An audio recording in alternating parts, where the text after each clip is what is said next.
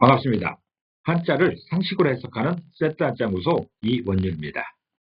오늘은 세트 한자 제327강으로 하늘에 관련된 세트 한자를 공부해 보겠습니다. 하늘입니다. 푸른 하늘이지요. 이런 하늘을 의미하는 6개의 한자들을 모아 세트 한자로 해석해 보려고 합니다. 세트 한자 들어가겠습니다. 먼저 하늘천자를 보겠습니다. 하늘천자는 하늘을 의미하고 제왕을 의미하기도 합니다. 하늘천자는 하늘을 의미하는 한일자와 크다란 의미의 큰대자로 결합되어 있어서 하늘을 의미하는 하늘의 이미지가 있고 또 크게 두 팔 벌리고 있는 사람의 이미지가 있습니다. 이런 이미지가 결합된 모양이 하늘천자여서 하늘천자가 의미하는 그 하늘은 사람의 머리 위 공간을 말하고 있습니다. 하늘은 지평선이나 수평선 위로 보이는 무한대 넓은 공간을 말하고 있습니다. 그리고 하늘은 관념적인 의미로도 해석할 수 있는데 죽어서 가는 곳을 하늘이라고 하기도 하고 큰 꿈을 꾸는 사람의 시선도 하늘입니다. 이처럼 하늘은 여러 의미로 해석할 수 있는 것인데 하늘천자가 표현하는 그 하늘은 큰 사람의 머리 위 공간을 말하고 있습니다. 그저 눈을 들어 볼 수 있는 푸른 하늘로도 해석할 수 있지만 꿈꾸는 사람의 머리 위, 즉 시선이 머무는 공간이라 해석하는 것이 더 자연스러울 것입니다. 하늘천자는 큰 사람의 머리 위 공간을 하늘이라 표현하고 있습니다. 하늘 호자입니다. 하늘 호자도 하늘을 의미하고 허공이나 박다라는 그런 의미도 있습니다. 하늘 호자는 하늘의 태양을 의미하고 있는 해일자와 하늘천자로 구성되어 있습니다. 그래서 이미지로 표현해보면 하늘에 태양의 이미지가 있고 하늘의 이미지가 있습니다. 푸른 하늘의 이미지가 있지요. 이런 두 이미지가 결합된 모양이 하늘 호자여서 하늘 호자가 표현하는 그 하늘은 하늘 위에 태양을 말하고 있습니다. 하늘에는 별도 있고 달도 있고 구름도 있지만 대표적인 것은 태양입니다. 햇빛으로 인해 우리 삶의 모든 것이 규정되기도 하는 것이지요. 하늘 호자는 하늘 위의 태양이라 직관적으로 표현하고 있어서 하늘천자의 포괄적인 하늘보다 태양을 중심으로 하는 하늘을 설명하는 그런 의도가 있는 것이죠. 하늘 호자는 태양을 의미하는 날일자와 하늘을 의미하는 하늘천자가 결합해서 하늘 위의 태양이 하늘이라 표현하고 있습니다. 넓은 하늘 안에 그 태양을 중심으로 설명하고 있는 것이 바로 하늘 호자입니다. 하늘 건자입니다. 하늘 건자도 하늘을 의미합니다. 그리고 임금이라는 의미도 있고 마르다라는 그런 의미가 있습니다. 건조하다 할 때 하늘 건자를 사용할 수 있는 것이죠. 그럴 때는 마르다라는 의미로 사용되고 있습니다. 이 하늘 건자는 햇빛을 의미하는 햇빛 가자와 새를 의미하는 새 을자로 구성되어 있습니다. 그래서 이미지로 표현해보면 햇빛 아래 날고 있는 새의 이미지가 있습니다. 이런 모양이 바로 하늘 건자인 것이죠. 이런 이미지가 바로 하늘 건자여서 하늘 건자가 표현하는 그 하늘은 햇빛 사이로 새가 날아다니는 그 공간을 말하고 있습니다. 사람이 비행기로 하늘을 날 수 없을 때에는 제일 부러워했던 것이 바로 새입니다. 하늘을 날고 있는 새가 제일 부러웠던 것이죠. 그래서 새를 한자로 표현할 때 부러워하는 것과 얄미워하는 시선이 두루 겹치고 있는데 어떤 경우이든 제가 보기에는 마음껏 창공을 날아다니는 새의 활동 범위가 참으로 부러웠던 것이죠. 그렇게 새가 날고 있는 공간이 바로 하늘입니다. 하늘 건자는 햇빛과 사람을 표현하고 있는 햇빛 간자와 새를 의미하는 새 을자가 결합해서 그림처럼 햇빛 사이로 날고 있는 그 공간이 하늘이라 표현하고 있습니다. 구름이 떠다니는 그 하늘보다는 우리 시야에 보이고 있는 새가 날고 있는 그 공간을 하늘로 표현하고 있습니다. 거물현자입니다. 거물현자는 검다라는 의미가 있고 아득하다는 의미도 있지만 하늘이라는 그런 의미도 있습니다. 거물현자는 머리를 의미하는 머리 두자와 작다라는 의미의 작을 요자로 결합되어 있습니다. 이때 머리 두자는 머리를 의미하기도 하지만 하늘을 의미하기도 합니다. 또 이 작을 요자는 작다라는 의미도 있지만 어리다라는 그런 의미도 있는 것이죠. 그래서 이 글자를 이미지로 표현해보면 하늘을 의미하는 머리 두자에 해당되는 하늘의 이미지가 있는 것이고 어리다라는 의미로서 어린아이의 이미지가 있습니다. 이런 두 이미지가 결합된 모양이 거물현자여서 거물현자가 표현하는 그 검은 빛은 하늘에 닿을 어린아이의 미래를 말하고 있습니다. 현자문을 처음 배우다 보면 하늘천 따지 거물현 누르왕으로 시작합니다. 하늘은 검고 땅은 누렇다라는 것이지요. 별판의 곡식이 잘 익으면 보여지는 땅의 색깔은 누렇습니다. 그래서 땅이 누렇다는 것은 이해할 수 있는 것인데 하늘이 검다라는 것이 무슨 뜻일까요? 혹시 먹구름이 가득한 그 시간의 하늘 빛깔일까요? 이를 제대로 이해하려면 거물현자가 표현하는 검은빛을 이해해야 됩니다. 거물현자는 하늘에 닿을 아이의 미래를 말하고 있습니다.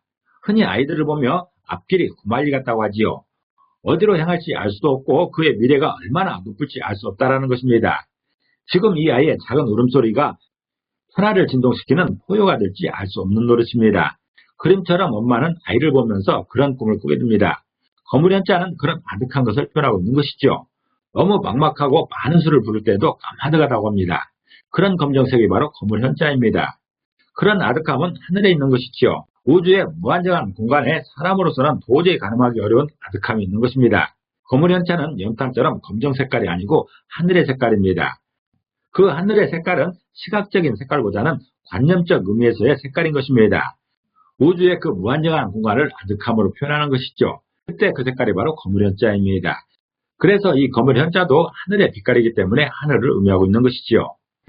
거물 현자가 표현하는 그 검은 빛은 하늘에 닿을 어린아이의 미래를 말하고 있습니다. 이 거물 현자는 세단자 189강에서 자세히 설명한 바 있습니다. 참고하시기 바랍니다. 집우자입니다. 집우자는 집을 의미하기도 하지만 하늘을 의미하기도 하고 천하를 의미하기도 합니다. 집우자는 지붕이나 집을 의미하고 있는 지붕변자와 어조사로서 가다, 행하다라는 그런 의미가 있는 어조사 우자로 결합되어 있죠. 이 어조사 우자는 어디서부터 어디까지라는 그런 의미로서 범위를 표현하고 있기도 합니다. 지부자를 이미지로 표현해보면 지붕 면자에 해당되는 지붕의 이미지가 있죠. 그리고 어조사 우자에 해당되는 여기서부터 여기까지 이 범위를 표현하고 있는 이런 이미지가 있습니다. 이런 두 이미지가 결합된 모양이 지부자여서 지부자가 표현하는 그 집은 지붕 아래로 이어지는 구조물을 말하고 있습니다. 집은 꼭대기에 지붕이 있고 그 아래로 이어지는 그런 구조물인 것이죠. 그것을 표현하는 것자가 바로 지부자입니다. 부수로 사용하고 있는 어조사 우자는 어조사로서 가다 또는 행하다 등의 의미가 있는데 어디서부터 어디까지라는 그런 의미도 있습니다. 그리고 이번 경우에는 어디서부터 어디까지다라는 그런 범위를 표현하고 있습니다. 그래서 지부자는 지붕 아래라는 의미로서 지붕에서 땅까지를 표현하고 있는 것이죠. 지부자가 집을 표현할 때는 지붕부터 땅까지가 집의 범위라는 것이고 하늘을 의미할 때는 하늘에 있는 덮개부터 땅까지가 하늘의 공간이라는 그런 표현입니다. 옛날에는 푸른빛의 하늘 덮개가 지구를 덮고 있다고 생각했었는데 과학이 발전하면서 지금은 무한정한 공간인지 지구의 덮개로 생각하지 않는 것이지요. 아무튼 지부자는 덮개부터 땅까지를 표현하여 하늘의 공간을 의미하고 있습니다. 우리가 눈을 들어 하늘을 볼 때 그 푸른 하늘을 하늘의 덮개로 봤던 것이죠. 거기서부터 땅까지를 지부자로 표현하고 있습니다. 그렇게 표현할 때는 하늘을 의미하는 것이지요. 이 지부자는 세단자 제180강에서 자세히 설명한 바 있습니다. 참고하시기 바랍니다. 집주자입니다. 집주자도 집을 의미하고 주거지를 의미하기도 하지만 하늘을 의미하기도 합니다.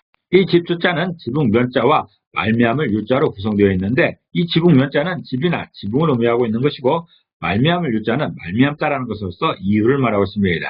그래서 집주자를 이미지로 표현해보면 지붕의 이미지와 뭔가 모르겠다라는 이유를 알 수 없다라는 이런 아리송한 표현을 하고 있는 사람의 이미지가 있습니다. 이런 두 이미지가 결합된 모양이 집주자여서 집주자가 표현하는 그 집은 지붕 아래에서 이유를 찾는 곳이다라는 그런 뜻입니다. 한자로 표현되는 이 우주라는 말은 두 가지 차원에서 설명할 수 있습니다. 조금 전에 보았던 지우자, 이 지우자는 공간적 차원에서 하늘 덮개에서부터 땅까지의 공간을 설명하고 있는 건데 지금 보는 집주자는 존재적 차원에서 우주를 설명하고 있습니다. 그 하늘 덮개 아래 우리 사람들이 왜 있는지를 표현하는 것입니다. 부스로 사용되고 있는 말미암을 유자는 세단자 131강에서도 설명했듯이 사람에게 위로부터 미치는 영향을 표현하고 있는 것이죠. 즉 신께서는 사람들에게 어떤 분인가 하는 질문이며 대답인 것입니다. 성경의 시편을 보면 다윗은 이렇게 말하고 있습니다. 어리석은 자는 그 마음에 이르기를 하나님이 없다하도다. 저희는 부패하고 소행이 가증하여 선을 행하는 자가 없도다 라고 말하고 있는 것이죠. 평화로울 때는 모든 것을 잊고 내 행복만을 추구하지만 절박해지면 무릎을 꿇고 두 손을 모은 채 왜 나에게 이렇게 가오한지 물으며 제발 벗어나게 해달라고 애원합니다. 어떤 때는 하늘도 무심하다며 원망하기도 하지요. 그렇게 볼 때 하늘의 존재를 알고는 있다라는 것입니다. 하늘의 존재를 알고 있다라면 미리미리 점수를 따놓아야지 아쉬울 때만 찾는 것은 어리석은 행동인 것이죠. 절박할 때는 자진해서 찾으면서 없다라고 하는 것은 더 어리석은 일입니다. 분명 하늘에서 사람 사는 삶의 터전에 미치는 영향이 있는 것인데 그 이유를 말하고 있는 것이 바로 말미암을 유자입니다. 그래서 하늘 덮개 아래에서 우리들이 살고 있는 이유를 표현한 한자가 바로 집주자인 것이지요. 집주자는 지붕 아래에서 이유를 찾는 곳이 하늘이라 표현하고 있습니다. 그것을 작게 생각하면 집인 것이고 넓게 생각하면 하늘이 되는 것입니다. 이 집주자는 세단자 180강에서 자세히 설명한 바 있습니다. 참고하시기 바랍니다. 정리해 보겠습니다. 하늘 천자가 표현하는 그 하늘은 사람 머리 위의 공간을 말하고 있습니다. 다시 말해서 사람이 꿈꾸는 목적지가 하늘인 것이죠. 꿈이 큰 사람이 보는 그곳이 바로 하늘인 것입니다. 또 하늘 호자가 있습니다. 하늘 호자가 표현하는 그 하늘은 하늘 위에 태양을 말하고 있습니다. 다시 말해서 햇빛이 시작되는 곳을 표현하고 있는 것이죠. 또 하늘 건자가 있습니다. 햇빛 사이로 새가 나는 공간을 말하고 있습니다. 다시 말해서 새가 날아다니는 그 공간을 하늘이라 표현하고 있습니다. 거물 현자가 있습니다. 이 거물 현자가 표현하는 그 검은 것은 아이들에게 말하는 최고의 위치를 말하고 있습니다. 다시 말해서 아이들을 보며 꿈꾸는 아득한 세계를 거물 현자로 표현하고 있는 것입니다. 이 또한 하늘을 표현하고 있습니다. 집 우자가 있습니다. 집 우자가 표현하는 그 집은 지붕 아래로 이어지는 구조물을 말하고 있는 것이죠. 다시 말해서 저 높은 곳에서 땅까지의 공간입니다. 집 주자가 있습니다. 집 주자가 표현하는 그 집은 지붕 아래에서 이유를 찾는 곳입니다. 다시 말해서 사람이 존재 이유를 찾는 곳이 바로 집인 것이죠. 이 한자 또한 하늘을 의미하고 있습니다. 전체를 다시 한번 정리해보면 하늘 천자는 사람이 꿈을 꾸는 목적지를 말하고 있습니다. 꿈의 장소인 것이죠. 또 하늘 호자는 빛이 시작되는 곳입니다. 햇빛이 있는 그곳, 빛의 시작을 말하고 있는 것이죠. 또 하늘 건자는 새가 날아다니는 그 공간을 말하고 있습니다.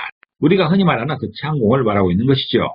또 거물 현자는 아이들을 통해 보는 아득한 세계를 말하고 있습니다. 앞길이 구말이라고 할 때 그 아득한 공간을 말하고 있는 것이죠. 또 집 우자는 저 높은 곳에서 땅까지의 공간을 말하고 있습니다. 하늘부터 땅까지의 그 수직적인 공간을 말하고 있는 것이죠.